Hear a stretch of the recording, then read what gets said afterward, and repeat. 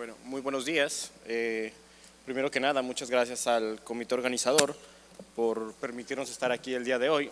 Para mí es un honor estar compartiendo con todos ustedes y sobre todo una responsabilidad de hablar después de las pláticas magistrales que dieron los profesores anteriores, uno de ellos el doctor Guinto, que es mi profesor de la residencia. La patología de la región celar es una patología común para el manejo diario de los neurocirujanos. Estas lesiones representan entre el 20 y 30% de los tumores, con una incidencia del 12 a 18 por 100.000 habitantes. Generalmente lo más frecuente que vemos son adenomas de hipófisis, meningiomas, craneofaringiomas, gliomas, cordomas y algunas lesiones menos frecuentes. Yo voy a tratar de hacer como un híbrido entre las pláticas de los profesores anteriores.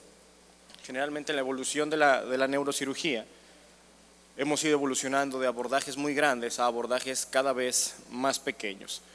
Estos abordajes son indispensables tener un medio de magnificación. Desde el desarrollo del microscopio quirúrgico por el doctor Yazargil, hemos tenido que ir entendiendo que una mayor craneotomía no significa una menor lesión al tejido nervioso. La idea es, como decía el profesor, tampoco es operar por un trépano, sino es tener un abordaje necesario que nos permita ampliar nuestra base de trabajo sin necesidad de hacer una resección excesiva del tejido cerebral. Indispensablemente tener un medio de magnificación, sea microscopía o sea endoscopía. Las lesiones, dentro de las lesiones de la región celar, ha habido una evolución en el tratamiento de este tipo de padecimientos, desde craneotomías amplias, los primeros intentos de hacer abordajes transesfenoidales, donde teníamos muy poca magnificación, abordajes que ameritaban mucha deformidad de las estructuras faciales, como pueden ver, o abordajes donde había que desmontar la cavidad nasal para poder abordar la región del seno esfenoidal. Con el advenimiento de la microscopía esto cambia, ¿de acuerdo? Se empiezan a desarrollar nuevos abordajes sublabiales, transeptales, endonasal directo, ¿de acuerdo? Que nos permite llegar a la región celar de una manera más cómoda, ¿de acuerdo? Y con el advenimiento actual de la endoscopía, que en mi punto de vista tiene algunas ventajas en cierto tipo de tumores sobre la microscopía, sin embargo hay lesiones en las que es totalmente reproducible. El abordaje de este tipo de lesiones se basa principalmente en el conocimiento anatómico de las mismas, ¿de acuerdo? El conocimiento de la anatomía de la base de cráneo es sumamente importante para poder abordar este tipo de padecimientos. Aquí en la parte inferior pueden ver unas fotografías de especímenes cadavéricos de la visión que nos da un abordaje hacia la base de cráneo. Como comentaba ahora, la microscopía y la endoscopía son medios de visualización y de magnificación que se basan en los mismos principios, ¿de acuerdo? Esta es la visión que tenemos endoscópica. Sin embargo, la microscopía nos da una visión perfecta y excelente de todo lo que tiene que ser con la región celar. Hay que aprender a identificar la región celar, los recesos clivales, la zona del tubérculo celar, del planum esfenoidal y las estructuras aledañas como la carótida interna y los recesos ópticos. Esto nos permite hacer un adecuado fresado, ¿de acuerdo?, de la región celar, una adecuada exposición dural en donde tenemos que tomar en cuenta que tenemos estructuras venosas que son sumamente importantes para el manejo de estos pacientes, no solamente los senos cavernosos, sino muy especialmente el seno intercavernoso es un seno que tenemos que tener muy en cuenta porque es parte importante de los abordajes extendidos y algunos compartimentos venosos que tenemos también dentro de la carótida. ¿Para qué? Para llegar a obtener este tipo de visión en donde podemos ver la región celar o la glándula hipófisis, el quiasma, los nervios ópticos, ambas carótidas y también la región del clivus. Vamos a empezar con unos ejemplos. Este es un paciente, una lesión celar, un déficit visual muy importante, ¿de acuerdo? Una casi ceguera de un ojo con una hemanopsia temporal del otro ojo. Tenemos un seno esfenoidal amplio. ¿Qué característica tiene? Que tiene el piso de la silla muy plano y tenemos un fragmento en la parte superior que tal vez es difícil abordarlo con un abordaje estándar. Se inicia la resección de la lesión. En este caso hicimos un abordaje endoscópico, ¿de acuerdo?, a la región celar. Hicimos la apertura dural y empezamos a hacer la resección de la lesión. Llega un punto en el que tenemos una porción en la parte más superior donde no alcanzamos con este abordaje estándar. Por lo tanto, decidimos hacer un fresado del tubérculo celar para poder alcanzar la parte más superior de la lesión alcanzando ver el descenso del diafragma celar, ¿de acuerdo? Que nos dice que tenemos una resección bastante satisfactoria de la lesión. Como característica de este paciente, es un paciente que es escritor, ¿de acuerdo? Su esposa es invidente por una enfermedad infecciosa y él tenía un déficit visual muy importante, por lo tanto era una preocupación grande para él. Estos son los estudios de control, una campimetría de manera muy satisfactoria y una resección macroscópica aparentemente total. Este es otro caso. Este caso es un craniofaringioma. Como comentaban los profesores, son tumores no tan frecuentes, son benignos, pero con un comportamiento de crecimiento que suele ser agresivo. En este caso, una lesión con una porción sólida, con un quiste bastante grande que se extendía hacia la porción anterior, y decidimos hacer un abordaje endoscópico, ¿de acuerdo? En este caso, se planeó desde un inicio hacer un abordaje transtuberculocelar tras planum esfenoidal, en donde se inicia con el fresado de la región celar. Una vez que identificamos la región celar, las carótidas, la zona del tubérculo celar, iniciamos con el fresado. Ya una vez que exponemos la región celar, exponemos también la parte quística. Aquí se puede ver el cambio en la coloración de la tumoración que corresponde al quiste de la fosa anterior. Y no corre el video, no sé por qué. Ok, ya va. ¿De acuerdo? Y una vez que tenemos esa exposición, tanto de la porción del tubérculo celar como del planum esfenoidal, bueno, hacemos un abordaje ya dural, tratamos de esqueletonizar el seno intercavernoso, la coagulación y procedemos a la resección de la lesión. Generalmente estas cirugías nosotros las hacemos por las dos narinas.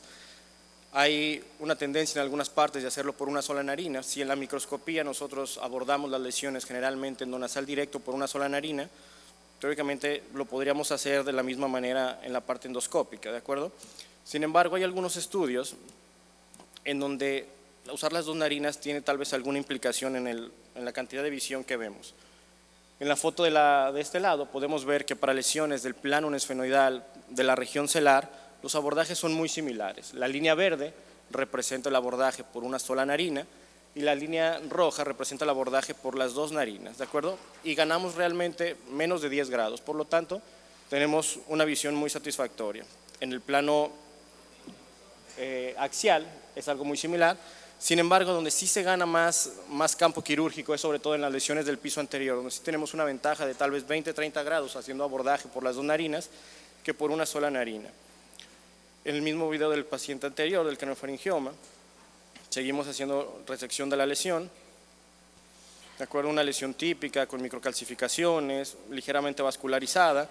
Se sigue haciendo la resección hasta observar las estructuras nerviosas, por ahí aparecen las estructuras vasculares, el quiasma óptico, cómo se encuentra adherido a la parte del quiasma óptico, y al final hacemos un cierre estándar.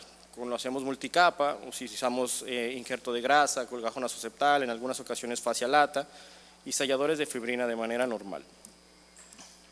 Esta es la resonancia de control, ¿de acuerdo? Se ve un poquito oscuro, ¿no? Esta es la resonancia de control donde vemos una resección bastante satisfactoria. Tenemos ahí la reparación de la región del seno esfenoidal, donde tenemos en el corte sagital y en el corte coronal una resección bastante satisfactoria. Este es otro caso. Este caso es un meningioma del tubérculo celar. Generalmente es una lesión de bordes regulares con una implantación hacia el planum esfenoidal. Tiene una forma característica en gota de agua, ¿de acuerdo? Con una ligera invasión hacia la parte izquierda. En este caso decidimos igual hacer un abordaje endoscópico, planeado desde un principio transtubérculo tras planum. Una vez que se localiza la región celar, es la manera más fácil de nosotros migrar a las otras estructuras óseas. Hacemos una ampliación de la región celar. Más adelante tenemos que localizar siempre nuestros bordes. Aquí tenemos el borde de la carótida del otro lado. Una vez que identificamos la parte del tubérculo, iniciamos el fresado, ¿de acuerdo?, del tubérculo celar. En este caso es un meningioma, vamos a llegar directamente a la lesión, lo que nos va a facilitar la identificación, ¿de acuerdo? Se hace la ampliación del fresado hasta tener una exposición de la lesión. Estos son videos de la cámara porque ahí se nos dañó el sistema de grabación, estos son videos de la pantalla, perdón. en donde encontramos una lesión firme, adherida a la dura madre, ¿de acuerdo? Vascularizada. Se va haciendo la resección poco a poco, como decía el doctor, en fragmentos. Es difícil hacer una resección en bloque en esto, o no aporta ningún beneficio, hasta obtener una visión limpia del campo quirúrgico. Tenemos el quiasma óptico por aquí, tenemos el nervio óptico del otro lado, la parte cerebral, y esta es la tomografía de control. No tenemos todavía la resonancia, en donde tenemos una resección bastante satisfactoria de la lesión. Ahora, como decía anteriormente, la microscopía y la endoscopía no deberían de estar peleadas una con otra, ¿de acuerdo? Para lesiones confinadas a la región celar, donde la extensión no es mucho más allá de las arterias carótidas, donde tenemos una extensión supracelar manejable, la microscopía es completamente reproducible a la endoscopía cuando se tiene más o menos una práctica en esto, ¿de acuerdo? Este caso no es un abordaje nada diferente, simplemente lo puse porque es una lesión, ¿de acuerdo? Confinada a la región celar, que se comporta como una lesión tumoral, ¿de acuerdo? Se ingresó un paciente con déficit visual, alteraciones hormonales que se corrigieron y decidimos hacerla de manera microscópica. Esta es la visión que tenemos. Esto está grabado por el óptico del microscopio, porque en ese momento no habíamos encontrado todavía la manera de grabar del microscopio que nosotros teníamos. La visión que vemos a través del separador de Hardy es una visión completamente suficiente, donde tenemos visualización de las dos manos, donde tenemos distancia. Por lo tanto, la microscopía para lesiones celares sigue siendo sumamente útil y sumamente similar a la endoscopía para lesiones confinadas a la región celar. En el pasado congreso de la Sociedad Mexicana, el doctor Borba decía que él también sigue haciendo abordajes microscópicos porque se siente cómodo con eso. Y cuando uno tiene esa facilidad, uno puede dar esas dos alternativas. Al final, la lesión es una lesión que resultó ser una hipofisitis janto-granulomatosa, ¿de acuerdo? Con un componente sólido muy pequeño al final. Ahí es como más o menos hacemos la posición, el separador de Hardy, el microscopio. Y al final hacemos una reparación del piso celar, ¿de acuerdo? Un pequeño fragmento de hueso que se retira del tabique. A diferencia de la endoscopía, la microscopía es una cirugía sumamente noble para la funcionalidad nasal, porque es una cirugía submucosa. Entonces no manipulamos nada de la mucosa nasal, por lo tanto los resultados funcionales son muy satisfactorios. Y al final, usamos sellador, o sea, una reparación estándar como si fuera la parte endoscópica, con unos resultados muy reproducibles para lesiones de la región celar. Ahora, este es otro caso, ¿de acuerdo? Esta es una paciente con un meningioma del surco olfatorio. Vemos una lesión de bordes regulares, su edema perilesional, que se extiende mucho a la porción anterior del piso de la base de cráneo, ¿de acuerdo? Poca lesión en la región celar, una lesión más delimitada a la fosa anterior. Se puede abordar por vía transcraneal, se puede abordar por vía endoscópica, se puede abordar por diferentes vías. ¿Qué consideramos en ese momento? Que el grado de invasión a la parte de la lámina cribosa amerita una resección por la base de cráneo mucho más amplia que hacerlo por una vía transcraneal. Por lo tanto, tal vez los riesgos de una fístula de líquido son muy superiores en una vía endoscópica que en una vía superior. Ahora, ¿qué decidimos hacer nosotros? Decidimos hacer un abordaje supraciliar, ¿de acuerdo? Una paciente, hicimos una incisión supraciliar del lado izquierdo, es una herida sencilla, una craniotomía fácil, rápida, una disección para ver la parte ósea, e hicimos un abordaje supraciliar, ¿de acuerdo? Se ven fotos de la imagen, fotos del tumor, un lecho quirúrgico limpio y un resultado estético sumamente satisfactorio. Esa es la resonancia de control, donde en el plano coronal vemos una resección muy adecuada y en el plano sagital con un lecho quirúrgico limpio, y el resultado estético es muy bueno. Esta paciente es a las 2 semanas de la cirugía y realmente el resultado es muy bueno. Por lo tanto, tampoco hay que casarse siempre con una vía. O sea, la microscopía, la endoscopía son herramientas de visualización para el manejo de este tipo de lesiones. Ahora, este es otro caso. Este caso es un craniofaringioma, ¿de acuerdo? Tenemos una lesión que está muy en el tercer ventrículo, que tiene invasión hacia la fosa interpeduncular, una parte quística, sólida. Se puede abordar por abajo, sin embargo es una lesión que está retroquiasmática. Se puede abordar por arriba, se puede hacer una craniotomía, tal vez un abordaje transcalloso, se puede hacer un abordaje terional. Tenemos diferentes herramientas para hacerlo. ¿Qué decidimos nosotros en este caso? Algo que comentaban los profesores en otras ponencias es que el craniofaringioma es una enfermedad que a veces vale la pena tal vez hacer 2 abordajes. No tiene nada de malo planearlo a veces en 2 tiempos, porque son lesiones que crecen de manera asimétrica. Y a veces un solo abordaje no nos da toda la exposición necesaria para eso. ¿Qué decidimos nosotros? Igual hacer un abordaje supraciliar, hacer una craniotomía supraciliar. Este es un abordaje, ¿de acuerdo?, en el que se hace una disección aracnoidea estándar. Se va avanzando en la disección, en el líquido. Voy a parar un poquito aquí el video para que vean que una vez que nosotros hacemos un drenaje de cisternas, hacemos una disección del aracnoides, podemos tener esta exposición en la que tenemos por un abordaje supraciliar, que no es una craniotomía pequeña, ¿de acuerdo? Simplemente es una craniotomía suficiente en un ángulo diferente. Podemos tener exposición del nervio óptico, tenemos exposición del tubérculo celar, tenemos exposición de la región celar. Cuando nosotros angulamos el microscopio tenemos exposición de la carótida de nuestro lado, y conforme seguimos avanzando en la disección o en el drenaje de las cisternas, el objetivo de este abordaje es llegar a ver esto, ¿de acuerdo? Aquí como pueden ver, aquí tenemos el nervio óptico, el tracto óptico de nuestro lado, el quiasma óptico, el nervio óptico del otro lado, y la lámina terminalis. Era una lesión que estaba completamente embebida en el tercer ventrículo. Seguimos haciendo la disección, seguimos avanzando en ella, y ahí tenemos exposición del tercer ventrículo. Una vez que nosotros drenamos cisternas, tenemos una exposición muy satisfactoria sin la necesidad de una retracción importante. Ya una vez que estamos en el procedimiento en sí, o sea, en la parte tumoral, aquí pueden ver cómo tenemos el quiasma óptico, tracto óptico de un lado, tracto óptico del otro. Es una lesión típica de un craniofaringioma, estaba muy vascularizado, estaba fijo a algunas estructuras del hipotálamo, ¿de acuerdo? La porción del que estaba más pegada al hipotálamo y hacia arriba, al retraerla, teníamos un sangrado de esa zona, por lo tanto decidimos que tal vez parar en esa zona, sabiendo que vamos a dejar ese remanente, y tal vez en un segundo tiempo tratarlo de abordar para arriba. Sin embargo, vean la exposición, tenemos un nervio óptico de un lado, nervio óptico del otro, quiasma óptico, los tractos ópticos, y tenemos muy buena visualización de la lesión que está embebida en el tercer ventrículo. Por lo tanto, es un abordaje que nos puede dar una visión suficiente y es una alternativa a la craniotomía terional. ¿Que se puede hacer por la craniotomía terional? Claro, perfectamente, ¿de acuerdo? Sin embargo, nosotros decidimos hacerla en este caso de esta manera. Una tomografía de esta paciente es de la semana pasada.